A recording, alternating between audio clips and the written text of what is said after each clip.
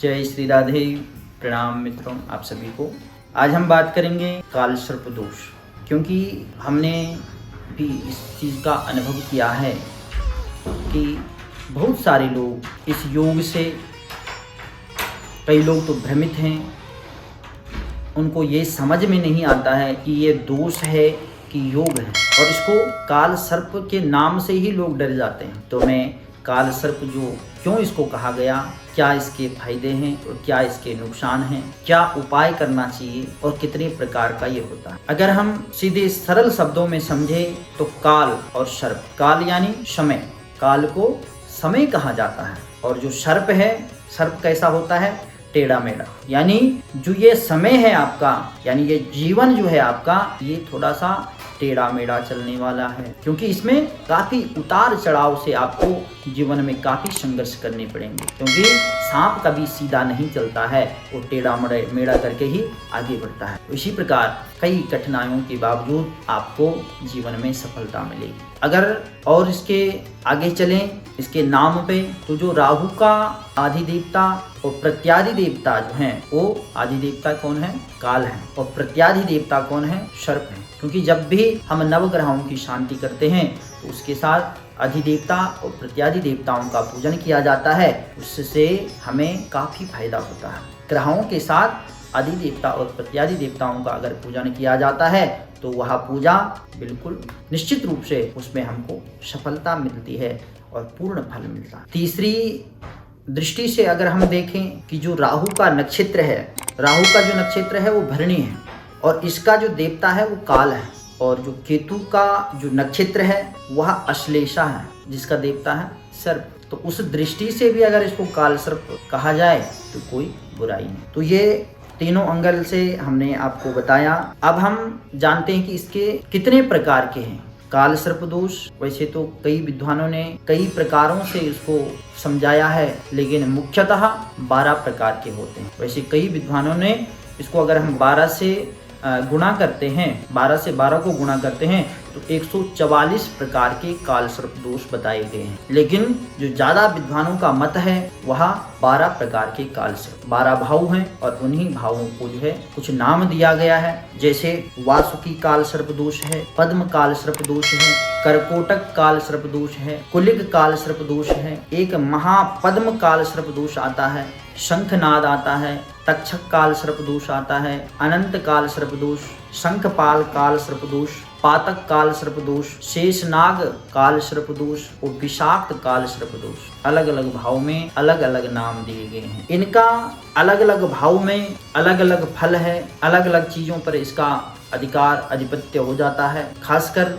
हमने देखा है कि संतान पक्ष में ये विशेष बाधा कारक देता है। अगर कहीं पंचम और एकादश भाव में इनका योग बन गया है तो वैसे तो संतान होगी नहीं, अगर किसी उपाय के द्वारा हो गई, गर्भपात होने के चांस ज्यादा रहते हैं, और बच्चे ने अगर जन्म ले लिया तो समझो कि प्रभु की आप पर बहुत बड़ी कृपा है। विद्या अध्ययन में अगर ये पंचम एकादश भाव में बैठ रखे हैं तो वहां पे आपका जीवन में एक बार विद्या अध्ययन में अवश्य एक गैपिंग जरूर आएगी। 1 साल 2 साल किसी न किसी कारणवश जो आप पढ़ाई कर रहे हैं वो रुक जाए। उसके कई कारण हो सकते हैं। शादी होने में विलंब, नौकरी पाने में विलंब, अगर शादी हो भी गई तो पति पत्नी में अनबन, घर में कलह कलेश, मन भी जो है अशांत रहता है, रात्रि में नींद ना आना, कई प्रकार के स्वप्न दिखते हैं, पानी वाले सपने, सर्प वाले सपने, जो पितृ देवता हैं या मरे हुए लोग हैं उनको देखना। तो ऐसे कई प्रकार के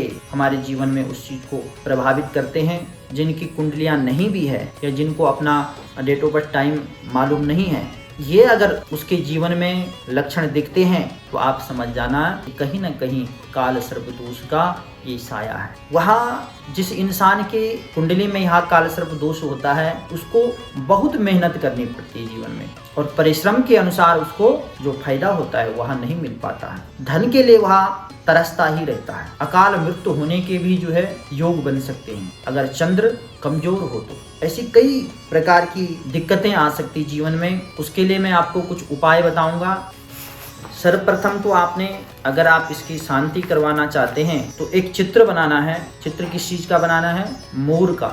या तो मोर का चित्र बनाइए या तो गरुड़ का चित्र बनाइए, क्योंकि जहाँ ये दोनों रहते हैं वहाँ सर्प कभी नहीं आता है। सर्प इन दो जीवों से बहुत डरता है। राहु और केतु को, ज्योतिष में राहु को जो सर्प का जो सिर होता है या जो फन होता है उसकी संज्ञा दी गई, और केतु को सर्प की पूंछ। उस दृष्टि में भी इसको काल सर्प दोष कहा जाता है। तो आपने किसी भी चीज में एक चित्र बनाना है, मोर का चित्र बनाइए या गरुड़ जी का चित्र बनाइए, और उस पर जो विष हरण मंत्र होता है उसको लिखना है, और उसका 10,000 की संख्या में जाप करना है। उसका जाप करके उसका दशांश हवन, मार्जन, तर्पण आदि करके, और एक जिंदा सांप पानी में या किसी जंगल में छोड़, तो ये आपको इस दोष से निजात दिला सकता है, अगर आपने इतना कर लिया। दूसरा उपाय मैं आपको बताऊंगा, अगर कभी इत्तेफाकवश आपको कोई सांप मरा हुआ मिल जाए, लेकिन वैसे तो जिस व्यक्ति को काल सर्प दोष है उसकी लंबाई के बराबर अगर कोई सांप मरा हुआ मिल जाए, उस सांप को आपने पूरा विधि विधान से दाह संस्कार करना है। गाय के देसी घी के साथ उसमें आहुति दे करके और उसका दाह संस्कार करें। 3 दिन तक उसका सूतक मान लीजिए, पूरा जैसे सूतक में रहते हैं उसी प्रकार आप यम नियम करिए, और 3 दिन बाद हवन करके और पूर्णतः घर की शुद्धि, स्वयं की शुद्धि, और कोई भी एक किसी से जो सपेरे होते हैं जो सांप को पकड़ते हैं उनसे एक सांप लेकर के उसको किसी जंगल में छुड़वा दी, तो ये भी आपके लिए बहुत फलदायी और लाभदायी रहेगा। तीसरा उपाय हम आपको बताएंगे कि 1 वर्ष तक गेहूं और उड़द के नाग और नागिन बनाने हैं, और उनको जैसे 1 हफ्ता तक बनाया, सोमवार से स्टार्ट किया और अगले सोमवार तक, और सोमवार के दिन उनको या तो शिव जी पे चढ़ा दो या तो उनको जल प्रवाह कर लो, और 1 वर्ष तक यह करना है। और जब 1 वर्ष हो जाएगा फिर आपने पुनः हवन करके और वहां पे भी आपने एक जिंदा सांप को छोड़ देना है। चौथा उपाय हम आपको बताएंगे कि आपने अगर रुद्रा अष्टाध्याय का पाठ 21 पाठ अगर आप करवा सकते हैं तो ये आपके लिए बहुत लाभकारी और शुभकारी होगा। रुद्राष्टाध्याय में इसमें भी अगर एक नमक चमक नाम का एक पाठ होता है, अगर यह पाठ हो जाए तो आपके लिए बहुत ही शुभकारी रहेगा।